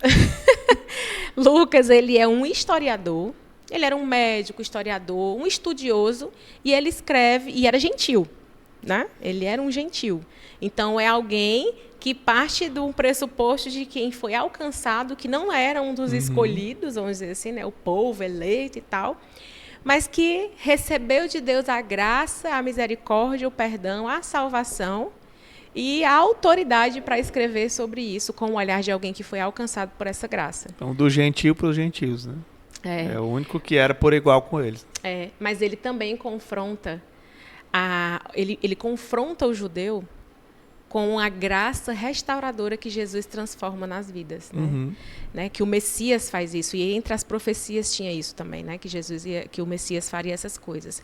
Então, falando um pouco da autoria, ele era um médico, um historiador, era um gentio que se converteu, como a gente conversou, possivelmente da região da Grécia ali, da Antioquia ou de Filipos. Na verdade, não é na Grécia, né? Era colonizado pelos gregos. Né? Colonizados pelo grego, exatamente. E aí, esse livro ele foi escrito em conjunto com Atos, então ele escreveu tanto Lucas quanto Atos, e a gente vai ver as particularidades dele, né, da sua escrita mais científica, mais, cuidadosa com os termos e tal, nos 2 livros. Vários pais da igreja e análises textuais e historiográficas apontam que Lucas é o autor desses 2 livros, né? Ele era um seguidor de Paulo, tanto que ele está presente em muitas das das viagens missionárias de Paulo, ele está presente ouvindo muitas coisas que Paulo fala, inclusive na prisão. Então, ele é alguém que caminhou próximo, é mencionado em outras partes da Bíblia, como Colossenses, 2 Timóteo, Filemão e muitos outros, né? E aí ele, inclusive, ele não é testemunho ocular, né? Ele é o único que certamente não foi testemunha, né, da vida de Jesus, né? Ele acaba conhecendo Jesus através, né, da pregação, né, como gentil, e aí ele, como historiador, né, resolve pesquisar por aí. Né? Exatamente. Isso é muito importante de pensar, que ele é fruto dessa graça já pulverizada, né? Marcos foi lá e pulverizou, né, quando fala do gadareno lá, que Jesus diz, vai lá e espalha. Então, ele foi fruto desse espalhado, e ele, como uma pessoa de conhecimento, de cultura, disse, eu preciso dar minha contribuição para que esse evangelho tenha credibilidade. Então, ele ouviu muitos relatos, pegou muitos vestígios, e ele escreveu uma obra historiográfica, vamos dizer assim, uma revisão bibliográfica da história da igreja. E ele escreve para quem? Bom, ele destina tanto Lucas como Atos a Teófilo. Né? Teófilo, e é interessante, eu estava lendo uma curiosidade sobre isso, é um oficial romano, ou então alguém que é gentil, mas de uma posição muito elevada. E é ele chama ele de ao excelentíssimo Teófilo, né? Então é um nome honorífico, né? Assim. É um termo de honra. Mas o que acontece? Quando você vai ler em Atos, ele já não usa esse mesmo termo. Então, provavelmente, quando ele dedica Lucas ao Teófilo, ele está escrevendo ou porque ele ainda não se converteu, ou porque ele acabou de se converter e ainda não entendeu o seu papel como cidadão celestial, e ele continua ressaltando o título, mas em Atos ele já não usa esse termo. Legal. Ele não usa mais nenhum termo, ele só fala a Teófilo. E aí isso mostra como a intimidade. Né? E provavelmente ele é alguém que investia nas obras literárias de Lucas, era alguém que encorajava ele, um mentor, né? Intelectual. Eu tinha visto que às vezes as pessoas escreviam dedicando para um patrono, né? Alguém que pudesse promover aquela obra, divulgar, né? Financiar de alguma forma, né? Sim. Mas aí é só Teófilo que leu esse evangelho? Quer dizer, não porque eu sei que eu li, né? Mas era só para ele ler e acabou-se? Eu me perdi no meu arquivo aqui, que eu estava procurando, porque em Atos eu coloquei um detalhe sobre o nome dele, que é amigo de Deus. Sim, Teófilos, né? Isso. Sim, o destinatário também, a gente acredita que, pelo detalhismo histórico, né, e a abrangência, ele acabou sendo um que vai falar... É uma leitura considerada dos crentes em Jesus espalhados pelo mundo, mas pela fala grega. Então, ele focou em gentios, focou na cultura mais grega, usando o grego, né, para alcançar mais pessoas. Então, foi ele, tanto em Lucas como em Atos, vamos dizer assim, é quando o evangelho sai mais da região do Oriente Médio, passa até para o Ocidente, né, partes, né, Europa, por aí, que é com o ministério de Paulo. Então, a gente vai ver essa ampliação, vamos dizer assim, do público, né? Mas o público também dele eram gentios. E eu entendo que Lucas ele tinha um objetivo diferente, né? Então, dos demais evangelhos. Ele tinha um público mais amplo, né? E ele é bem mais detalhista, né? Sim. Tem algum comentário assim sobre como ele exerce esse objetivo, como ele faz essa diferença em relação aos outros? Bom, ele tentava fazer uma coisa mais sólida, uma coisa mais coerente, e para, de certa forma, gerar mais fidedignidade, não sei bem, corroborar, vamos dizer assim, com os fatos e os relatos orais. Lembra que eu falei que a cultura ela é mais passada na oralidade? Então, ele tentou pegar o maior número de fatos que ele pôde, evidências e vestígios, e fazer isso, né?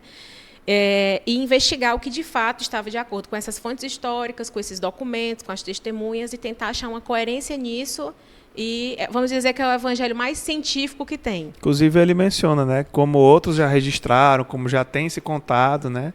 Aí ele menciona no início do evangelho que, levando-se em consideração, ele quer fazer um registro detalhado para que ele possa tipo balizar, né, o que está sendo falado e ver, né, se tudo que está se ouvindo é coerente com o que as testemunhas, com o que os documentos registram sobre Jesus, né? Duas coisas muito interessantes também sobre os registros que ele faz é que ele começa a genealogia, ele, como Mateus, fala sobre a genealogia, mas ele vai até Adão.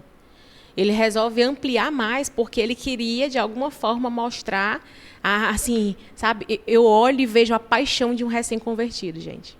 De alguém alcançado por uma graça misericordiosa que, sabe, ultrapassa e é voraz e é apaixonante. E tem um detalhe sobre isso aí, né? Que tem muitas discussões sobre essa questão da genealogia, porque ele não coloca os mesmos nomes que Mateus na genealogia, né? E Mateus registra a partir da linhagem de José. Só que Lucas também menciona o nome de José, né? E qual é a hipótese hoje mais comum da tradição da igreja, né? É que ele traça a linhagem de Maria. Então, Mateus fez a linhagem, digamos, legal de Jesus, né? Pelo pai legal de Jesus, que era José, apesar de ele... Eu não sei como é que... Eu não tinha teste de DNA, eu não sei como é que Deus fez, né, o DNA de Jesus, porque nasceu de Maria... feito pelo Espírito Santo, né? Então eu não sei se ele juntou os DNA de José e Maria, se ele tinha um DNA divino, sei lá como é que era, né? Mas Deus é Deus, eu não duvido nada. Pois é, mas tecnicamente José não participa dessa geração, mas ainda assim Mateus traz essa linhagem, ele como o pai físico, né, de Jesus ali, até Davi, Abraão e tudo mais, né? E Lucas traça até Adão. Só que provavelmente ele traçou por Maria. E aí ele fala assim, que Jesus era, como se pensava, ou como se dizia, dependendo da tradução, filho de José, filho de Eli. O que é que ele quer dizer com isso? Provavelmente ele quer dizer, com esse, como se pensava filho, é porque ele tecnicamente não era filho, né? Na verdade, Eli provavelmente era o sogro de José. Então, o pai de Maria, né? Então, ele considera uma espécie de filiação de José ao sogro, porque não existia esse termo naquela época, né? Então, até no inglês, se você olhar até hoje, né? Sogro e sogra é father-in-law e mother-in-law, que significa pai na lei e mãe na lei. Ou seja, provavelmente, né? É algo que remonta de uma tradição antiga, né? Até hoje aqui no Brasil também, né? Apesar de a gente ter o nome sogro e sogra, mas... minha sogra chama de filho, né? E é muito comum isso, né? A família adota como se fosse agora filho igual a filha dele, né? E vice-versa, né? Legal. Então é como se ele traçasse a ascendência, né, de Jesus, de Davi, da tribo de Judá, de Abraão e tudo mais até Adão, a partir da genealogia de Maria. Só que como essas genealogias sempre usavam o nome do homem, né? Então ele coloca o nome de José como esse... filho na lei de Eli, né? Esse que no caso é o genro. Eu sempre esqueço essas palavras. Era o genro, né, de Eli. De Eli. Muito legal, né? Como Deus é cuidadoso em incluir na genealogia José, incluir Maria, né? E assim... E os dois eram descendentes de Davi, né? Exatamente, então, os dois eram descendentes de tinha Davi. nem como discutir. Maravilhoso. Cuidado de Deus. Bom, entrando aqui no estilo, nos temas, né? Tem algum comentário a mais para fazer sobre o jeito que Lucas escreve, o que ele aborda? Tem sim. Ele tem as particularidades, né? Como a gente falou. É um dos mais detalhados e extensos, né, dos evangelhos. E ele traz relatos do contato de Jesus e da compaixão dele por pessoas. É muito interessante. Em vários momentos você vai ver os milagres de Jesus, porque ele não conseguia reter a compaixão dele, né? Tanto por pessoas, como pessoas por classes minoritárias, né? Pessoas mais pobres, desprezadas, excluídos. Então, Jesus ele não consegue reter a sua compaixão. E isso é uma das características que Lucas narra. A outra coisa que ele apresenta é a inclusividade universal do Evangelho para todos os povos, etnias, classes sociais. E isso faz parte, inclusive, do perfil do próprio livro, né? Eu estou falando para pessoas de vários outros lugares. E, óbvio, se é um livro mais acessível, ele vai ter que alcançar essas pessoas, né? Inclusive as pessoas que estão espalhadas, né? Que são gentios, mas espalhados pelo mundo grego-romano. E a outra coisa é que ele apresenta diversas parábolas e histórias também sobre arrependimento e transformação pessoal. Porque essa é uma das formas que Jesus alcança os gentios, né? é apresentando uma realidade diferente daquela que ela vive. Não é sobre eu aderir à lei que eu já conheço, mas é sobre eu me arrepender do meu pecado e eu deixar que o Espírito me transforme. Né? É sobre eu ser amado por um amor avassalador que me transforma, né? Realmente não tem para onde correr. E aí, já aproveitando essa deixa aqui, vou falar sobre as passagens que são exclusivas, né, desse evangelho. Então, a gente tem a história do nascimento de João Batista, e é muito interessante como ele usa isso para explicar sobre as profecias, né? Tanto que muita gente achava que João era o Messias, né? E ele dizia, não, eu não sou nem digno de... Ele ainda virá. Aquele de quem eu não sou digno de desatar as sandálias dos pés. E Lucas é o único que registra também toda aquela história sobre o nascimento de João, né? Quando o pai dele fica mudo, aquela Sim. coisa toda, que os bebês se encontram, né? Sim, Maria no e Marta. Isabel, né? A Isabel, vale a Marta. Nada a ver. Tu tá pensando na Maria e Marta, as outras personagens bíblicos. Mas Maria e Isabel, né, que se encontram, aí os primos, né, dentro do ventre, aí ela sente, né, Jesus e tal. O próprio Cântico de Maria também é uma das coisas exclusivas do Evangelho de Lucas, né? Mas desculpa, eu te interrompi. Não, era isso. Ah, tá. Então tá bom. A pesca maravilhosa também é uma das narrativas de Lucas. A parábola do bom samaritano, a parábola do filho pródigo, eu tenho um chameguinho também com essa parábola. A parábola de Lázaro e o homem rico. A palavra do fariseu e do publicano orando também. Olha como ele traz universos diferentes para confrontar e falar desse arrependimento. Muitos ensinamentos, né? Muitas parábolas exclusivas. Exatamente. E a história de Zaqueu e o publicano também. Então, a gente vê muito clara a misericórdia de Jesus, a compaixão, mas também esse processo de restauração nos personagens, que eu olho assim, quando eu leio Lucas, eu penso, de fato, é impossível ter um encontro com Jesus e sair do mesmo jeito. Não tem Amém. como. Pois já que você falou do filho pródigo, conte aí da sua passagem mais marcante, que eu não faço a mínima ideia de qual é, de Lucas. Bom, gente, eu sou realmente muito apaixonada pela história do filho pródigo, né?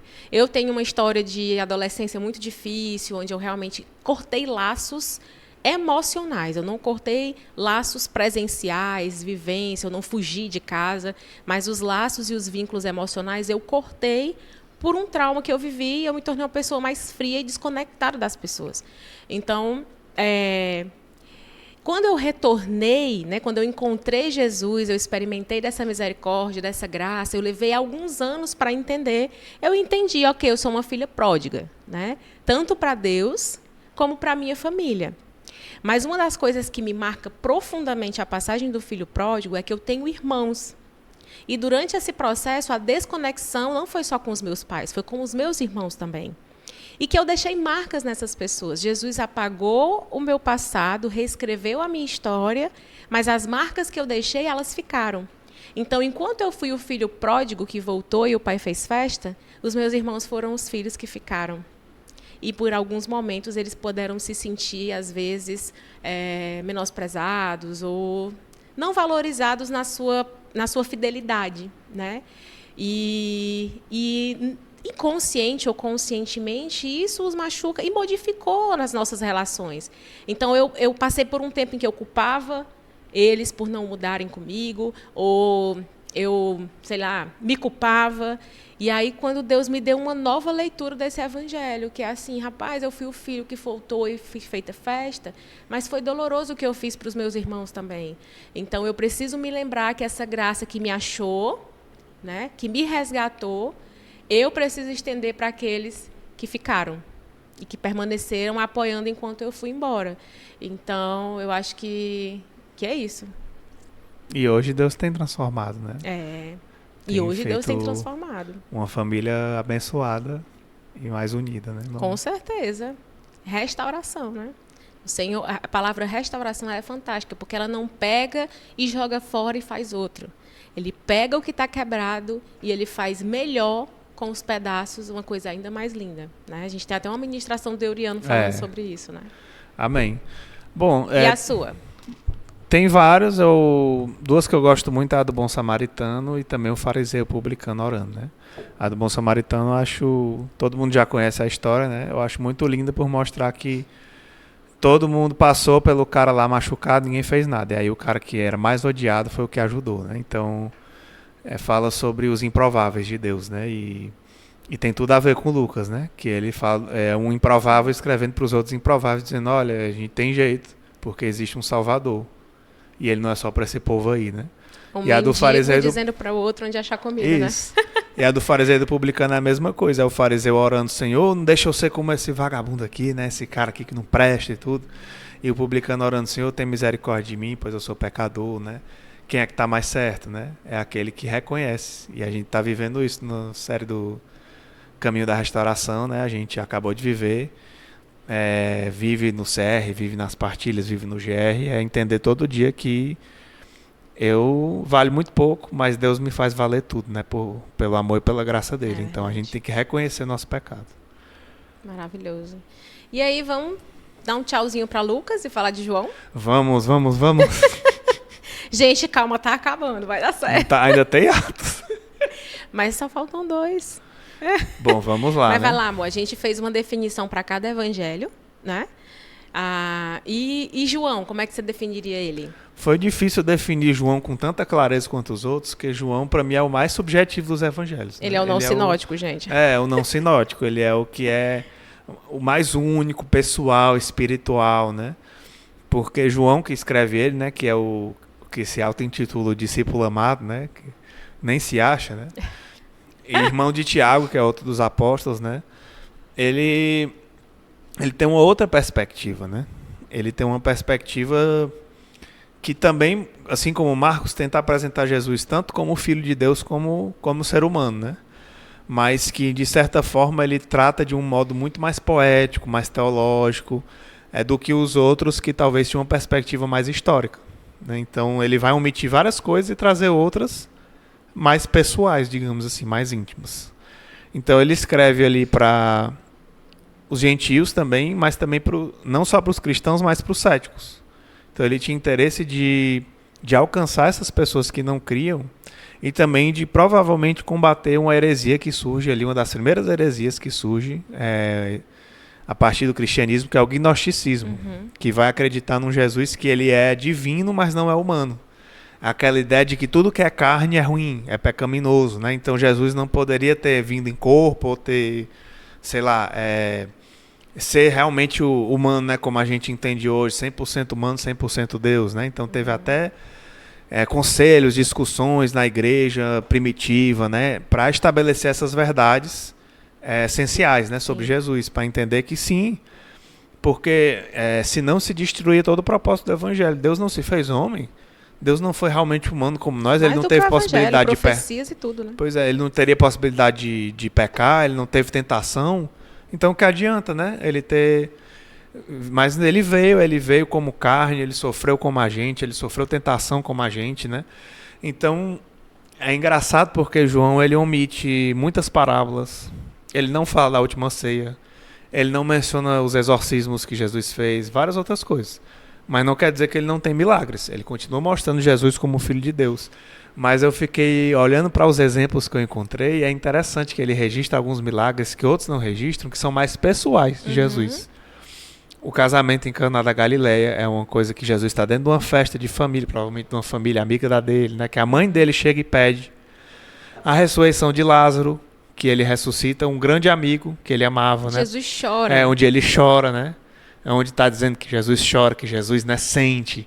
Então é um Jesus compassivo, humano, que sofre, que sente, que caminha com outras pessoas, que é amigo, né, que faz coisas porque os outros pedem. Tô falando sobre isso, é interessante que até o termo que ele usa para os milagres não é milagres. Sim. Ele usa sinais. Sinais, porque é o que geralmente se usa quando se fala em profecias ou em coisas do tipo, mas quando você fala em divindades. Então, até uma forma de alcançar o povo que estava ali se apaixonando ali pelo gnosticismo, né? Então é bem interessante esse cuidado dele de narrar para aquele público específico. Porque João também tinha esse interesse de trazer evidências, né? Assim como Mateus tem esse olhar para evidências, João também tem de uma outra forma, né? Eu quero que esse povo acredite que ele era Deus. Eu quero que eles acreditem que ele era o Messias, né? E por isso ele começa o Evangelho da mesma forma que começa o Gênesis. No princípio era o verbo, né? E aí ele vai identificar esse verbo com Deus. Então ele também faz essas conexões com o Velho Testamento, só que se Mateus faz as conexões mais diretas com a lei, com as profecias, né? João já vai mais no poético, né? Ele vai parafrasear o Gênesis, né? Ele vai olhar e dizer, ó, esse é o verbo, e o verbo é Deus, e a luz veio ao mundo, mas o mundo a rejeitou, né? Então é toda uma coisa. É como se ele quer se inspirar em Jesus. Ele disse, esse cara é tão legal, vou tentar imitar, fazer minhas parábolas aqui, né? Quero ser um seguidor de Jesus desse jeito também. Pois é, mas ele é o cara, sei lá, do storytelling, é o cara da poesia, da metáfora, né? Então eu acho isso muito interessante. E aí ele traz momentos mais íntimos de Jesus, relacionamentos em grupos menores, né? Com Marta, Maria e Lázaro, né? Os três irmãos. Com o fariseu Nicodemos, com quem Jesus tem uma conversa muito profunda sobre o Espírito Santo, sobre nascer de novo, né? Com a mulher samaritana. Então todas as coisas que estão exclusivas, já dando spoiler aqui, né? Exclusivas em João, né? Sim. E essas histórias, de certa forma, elas mostram que... eu achei muito interessante essa frase aqui que eu li na Bíblia que eu estava usando. Costumamos afirmar que ver é crer, mas em João crer é ver. O que é que isso significa? Quem já cria, quem já confiava em Deus, quem já cria em Jesus, recebia fé, recebia a presença de Deus, recebia o milagre. E as pessoas que tinham um coração duro, mesmo ela vendo o sinal de que ele era, né, mesmo ela vendo o milagre, mesmo ela vendo ali claramente que ele era Deus, ela não acreditava. Então ele mostra isso, que a verdadeira fé não veio do ver, porque os que viram também não creram. E aí já indo para as passagens únicas, né? Tu quer falar um pouco aí para não falar demais? Falo. As passagens únicas que a gente encontra nesse evangelho, né? Ele é o mais único, como o Daniel falou, porque ele não entra nos sinóticos, ele não tem tantas coisas em comum quanto os outros, então a gente vai encontrar muitas outras histórias, e a maioria delas voltadas para a pessoalidade de Jesus, para suas relações, né? Para os seus relacionamentos, a sua rede de apoio, vamos dizer assim, né? Como a gente gosta de chamar. Então, a gente vai ter o diálogo de Jesus com a mulher samaritana. A gente vai ter o diálogo dele com o Nicodemos, que é uma das conversas extraordinárias que o Nicodemos deve ter sido assim, é doido. Como é que eu vou nascer de novo? Essa cena no The Chosen é sensacional. sensacional. Gente, é maravilhoso. Bodas de Caná, né, no casamento lá que o Daniel também já citou. A cura do oficial do filho do filho do oficial romano. Oficial do filho romano, né? Meu Deus, é um trava-língua. A cura do cego de nascença, né, que tem aquele diálogo. Quem pecou? Foi o pai, foi a mãe e tal. E é um capítulo bem vasto, assim, é João 9, tem 34 versículos de Jesus lá rebatendo essas questões, né? E a ressurreição de Lázaro, né? E aí eu já vou aproveitar para entrar no meu mapa aqui, que o meu mapa, ele é em cima dessa ressurreição de Lázaro. E eu acho fantástica toda a passagem, né, toda a história que circunda ali esse capítulo, né, que é João 11. Mas eu quero dar destaque para o que Deus falou comigo em um aspecto específico, que é quando Jesus chega e Marta diz para Jesus, a mesma Marta que às vezes a gente critica porque ela não aprecia a presença de Jesus, ela está servindo. É a doida do ativismo, né? E ela se perde de aproveitar as convivências. Mas essa Marta tem uma fé e ela declara para Jesus durante esse processo, antes da ressurreição do irmão, né? Então ela diz assim, se o Senhor estivesse aqui, no verso 21, meu irmão não teria morrido. Mas sei que mesmo agora Deus lhe dará tudo o que pedir. Jesus lhe disse, seu irmão vai ressuscitar. E Marta diz, sim, ele vai ressuscitar quando todos ressuscitarem no último dia. Olha a fé dessa mulher. Ele estava morto, ela estava em luto, mas ela sabia que o irmão ia ressuscitar. Ela sabia que Jesus era capaz de ressuscitar o irmão dela ali. Mas ela queria provar para ele a fé que ela tinha, e ela disse, sim, ele vai ressuscitar no dia que todos ressuscitarem. E aí Jesus ouviu aquilo, e com amor pela família inteira, por ela, por Lázaro, né? Ele diz, eu sou a ressurreição e a vida. Quem crê em mim viverá, mesmo depois de morrer. Quem vive e crê em mim jamais morrerá. Você crê nisso, Marta? Sim, Senhor, respondeu ela. Eu creio que o Senhor é o Cristo, o Filho de Deus, aquele que veio ao mundo da parte de Deus. E aí ele manda Lázaro sair. Gente, que coisa incrível a declaração dessa mulher, né? A gente fala que Pedro disse, eu sei que tu és Cristo, o Filho do Deus vivo, né? Mas Marta também diz isso, né? Então, é lindo esse diálogo porque Jesus pergunta para uma mulher. Pessoas com quem as pessoas geralmente não perguntavam. Se eu não me engano, ela é a primeira, uma das primeiras a confessar que ele é o Cristo. Exatamente. E assim, eu diria que a primeira foi a mãe dele, né? Que a primeira que aceitou Jesus foi Maria, depois Sim, foi Maria. Eu digo verbalmente na Escritura. Mas é muito interessante pensar nisso, como Jesus ele abraça as mulheres, ele dá dignidade para essas mulheres, ele dá a oportunidade delas confessarem publicamente para ele, diante de Deus, que ele é Deus. E aí, naquele momento ali, a gente vai ver um reencontro de uma família e tudo aquilo que não era o principal. Para mim, o principal dessa parábola, aliás, desse capítulo, é esse diálogo, tu acredita? Então, é impressionante como Deus fala coisas diferentes através de uma mesma história para as pessoas, né? Por isso que, de novo, é tão precioso fazer o mapa. No meu caso, eu escolhi também uma mulher, né? Que é a mulher samaritana, que é outra história linda de Jesus. Maravilhosa. E que ele chega lá no poço, né? E conversa com ela, e ela era de um povo excluído, odiado pelos judeus, e ele vai e conversa.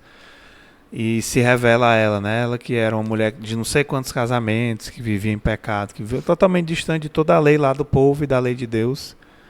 E ele escolhe revelar para ela pela primeira vez para alguém, né? Que ele é o Cristo. Então, para mim o mais lindo é isso, né? Ele escolheu uma pessoa completamente desprezada e confusa para dizer, olha, tá aqui, eu tenho esperança para você. Não podia ir nem no poço no mesmo horário das outras mulheres, né? Isso. Então, eu acho maravilhoso como Jesus faz isso, dá essa dignidade. Não tem nem mais o que comentar. E vamos lá para Atos, porque acho que, meu Deus, eu não vou nem perguntar quanto tempo já passou. 57 minutos de lá. Gente, falar um pouquinho sobre Atos, assim, vamos definir ele, como a gente fez com os outros livros. E eu gosto de pensar assim, a igreja primitiva e a expansão do evangelho. É o que Atos, assim, acho que resumiria o livro de Atos, né? E aí a gente já tinha conversado que a autoria é provavelmente de Lucas, né? O mesmo que escreveu o livro de Lucas. E ele ele destina esse livro a Teófilo, né? E é muito interessante porque aí ele já não usa mais o mesmo termo, como eu falei antes, né? Os relatos de Lucas, ele cobre mais ou menos aí um período de 30 anos, vamos dizer assim, né? Então ele provavelmente foi escrito ali em Roma, entre 63 e 70 depois de Cristo, como Daniel falou. Ele não foi uma testemunha ocular de Jesus, mas foi uma testemunha ocular dos discípulos de Jesus, com certeza. E aí ele resolve, né, usar o seu dom, o seu talento para utilizar isso. E aí o destinatário dele, né? Bom, aí ele escreve para Teófilo, mas também para todos os outros cristãos, né? Tem ensino, tem disciplina e tem tantas outras coisas. E provavelmente o Teófilo, né, era alguém que, como eu falei, patrocinava as empreitadas, né, de Lucas, então era alguém que era um amigo, alguém interessante. E aí a gente tem, durante a leitura do livro de Atos, várias partes em que eles vão falar, né, da chegada do Espírito Santo de Deus, das primeiras ministrações públicas das grandes conversões, de perseguições de cristãos que a gente vai ver, a própria chegada e o surgimento de Paulo, né, como essa figura que perseguia, mas que se transformou num perseguidor, o encontro dele com Jesus, né, o seu momento de conversão, de transformação, de confronto, né, e de início de ministério mesmo. Então a gente vai ter vários episódios, até narrar lá por último já a prisão de Paulo, e o julgamento e tantas outras coisas que a gente vai sendo apresentado ao longo do livro de Atos. Inclusive, Atos começa com a igreja primitiva, né? Vai falar do Pentecostes, né? A chegada do Espírito Santo, todas aquelas coisas espalhadas na igreja, mas tem um momento que vira quase uma biografia de Paulo, né? Que é só passeando pelas viagens missionárias dele, captura, prisão, né? Toda a vida dele, o que é natural porque Lucas era um companheiro de viagem de Paulo, né? Sim. Então provavelmente alguém que realmente observou de perto todo o ministério dele, né? Sim. Então a gente pode dizer assim que como uma abordagem geral assim do livro de Atos, a gente vai ter O livro começa, na verdade, com a ascensão de Jesus, né? Quando ele ascende, ele deixa o Consolador, que é o Espírito Santo, e aí acontece Pentecostes. Que é uma forma, meio com a recapitulação do final dos evangelhos. Exatamente. Né? Que alguns evangelhos terminam assim. Exatamente. E aí é meio que uma contextualização, né? E aí chega o Espírito Santo de Deus, esse é um ponto que a gente não pode deixar de lembrar quando fala em Atos. A outra coisa que a gente tem que sempre ter em mente é o fortalecimento de uma comunidade cristã, né, que aí a gente vai chamar, o que a gente chama de igreja primitiva. E muito do que a gente tenta viver hoje como igrejas, né, numa sociedade completamente diferente, moderna, cheia de burocracias, né, é tentando olhar para Atos, né? Os GRs, né, uma tentativa de emular a igreja de casa em casa que existia naquela época, né? Então, óbvio que é sempre muito difícil. Hoje nós temos instituições, né? Temos CNPJ temos algumas regalias, né? E temos muitas coisas que eles não podiam ter, não é porque eles não queriam, né? Porque não podia ter um templo, porque eles eram perseguidos, né? Mas a gente tenta voltar sempre para essa essência, né, de estar se reunindo em casa e viver comunidade, né, de um povo que se ama, que cuida uns dos outros, que partilha o pão, né? Que eles se reuniam todos os dias, em Atos fala, né, para comunhão, partir do pão, a oração, né? E é muito lindo ver isso, né? A igreja viva, né? Uma outra característica que é apontada também é a reconciliação, porque era um período de muitos conflitos, né? A perseguição aos cristãos estava ali a todo vapor, e tinha os cristãos que entravam com tudo, vida louca, né? Assim, vou morrer, vou para a glória. E tinha aqueles que tinham medo, receio, então isso gerava conflitos entre romanos, gentios, judeus e os próprios cristãos recém-convertidos, né? Então, a igreja ela funcionava como uma espécie de mediadora, ela promovia a paz e um diálogo entre essas partes, né? E a outra coisa que também é presente no livro, que é muito forte, é a narrativa das perseguições aos cristãos, né? Então, eu acho que são algumas coisas bem interessantes da gente pontuar. Quer falar mais alguma coisa, amor? Não, acho que a gente já falou aqui dos marcos, né? De certa forma, já toquei.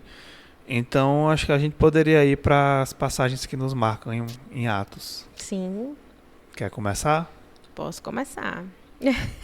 Eu pedi para ele não falar de Marcos lá no começo, para não dar spoiler, porque a minha partilha ia ser em cima desse conflito, né? É muito interessante porque nos capítulos 13, aí no 14, no 15, vai pingando um conflito que existe entre Marcos e Paulo, né? O jovem Marcos marca uma viagem missionária com Paulo, diz, vamos, e na hora ele desiste.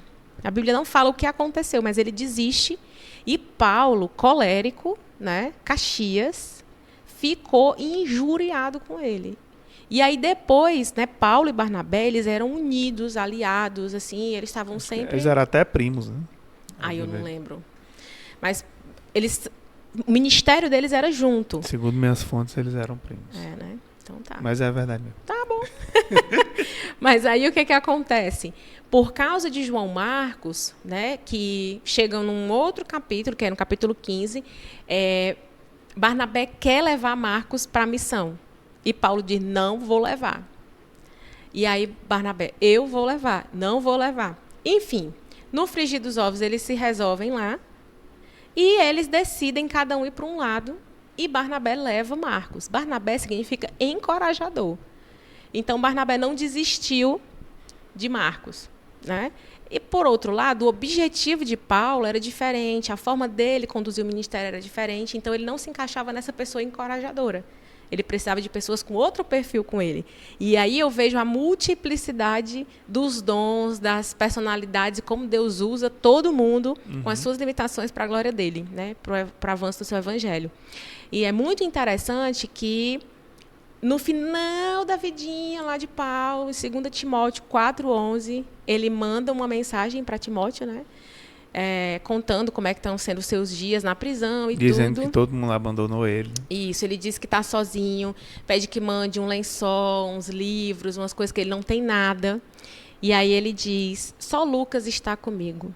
Traga Marcos com você, porque ele me é útil para o ministério. Isso, para mim, é fantástico, porque aquele menino que ele um dia não quis com ele numa viagem missionária, nos seus últimos dias, ele pediu para que ele fosse, porque ele seria útil no seu ministério. E aí eu vejo a humildade, a capacidade de um homem intelectual que, em um momento, foi mais rígido, mas que consegue reconhecer a evolução de um jovem, né, e o amadurecimento dele em Cristo. Então, eu fico muito inspirada com essa história, ela me enche de alegria, e, ao mesmo tempo, eu tenho um perfil diferente de algumas pessoas, e, às vezes, eu fico, poxa, eu queria ser diferente, eu queria ser mais mansa, mais branda, mas eu sei que também tem o meu papel, e eu sei que tem momentos em que eu vou conseguir fazer como Paulo. Manda para mim, Marcos, que ele vai me ser útil, eu preciso dele também, porque ele é meu irmão em Cristo. Então, eu acho que é isso que Deus fala comigo nessa passagem. Amém. A minha passagem é uma aqui também, é uma das tuas preferidas, que eu sei. A gente fez 0 em 1, viu, gente? 0 em 1 de quem ia usar. Mas ela é apaixonada por essa de Marcos, que eu também sou. Mas é Atos 5, lá no final do capítulo, mostra os apóstolos sendo perseguidos por causa de Jesus. Eles vão, pregam, né? E aí Pedro e outros apóstolos são presos, chicoteados. Os caras pensam o que é que eles vão fazer, se vão deixar presos, se vão torturar, se vão matar e tudo. Aí Gamaliel, um fariseu, fala assim, olha, é melhor soltar, porque se eles forem igual a esses outros aí, desses outros messias, quando eles morriam, se dispersavam, né? Eles vão se acabar, mas se for de Deus, é melhor a gente não mexer. Não arrisca não, porque quem vai brincar com Deus, né? Mete o chicote e solta, né? Ainda dá uns chicotados e diz, mas não fale mais nada não sobre esse negócio de Jesus. Fiquem quietos, que a gente deixa vocês em paz.